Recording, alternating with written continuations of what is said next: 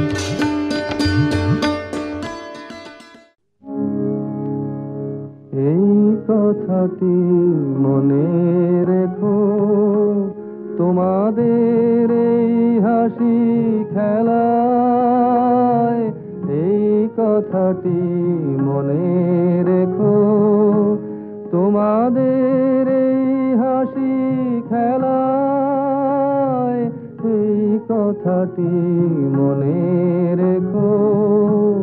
আমি যে গান গেয়েছিলাম মনে রেখো, আমি যে গান গেয়েছিলাম জীর্ণ পাতা ঝরার বেলায় মনে রেখো, এই কথাটি মনে রেখো। শুকনো ঘাসে শূন্য বনে আপন মনে অনাদরে অবহেলায় গান গেয়েছিলাম মনে রেখো, আমি যে গান গেয়েছিলাম মনে রেখো, আমি যে গান গেয়েছিলাম জীর্ণ পাতা ঝরার বেলায় মনে রেখো, এই কথাটি মনে রেখো। দিনের পথিক মনে রেখো, আমি চলেছিলাম রাতে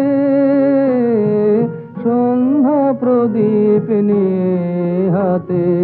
দিনের পথিক মনে রেখো, আমি চলেছিলাম রাতে সন্ধ্যা প্রদীপ নিয়ে হাতে। যখন আমায় পাতার থেকে গেল ডেকে ভেসেছিলাম ভাঙা ভেলায় গান গেয়েছিলাম মনে রেখো, আমি যে গান গেয়েছিলাম মনে রেখো, আমি যে গান গেয়েছিলাম জীর্ণ পাতা ঝরার বেলায় মনে রেখো, এই কথাটি মনে রেখো।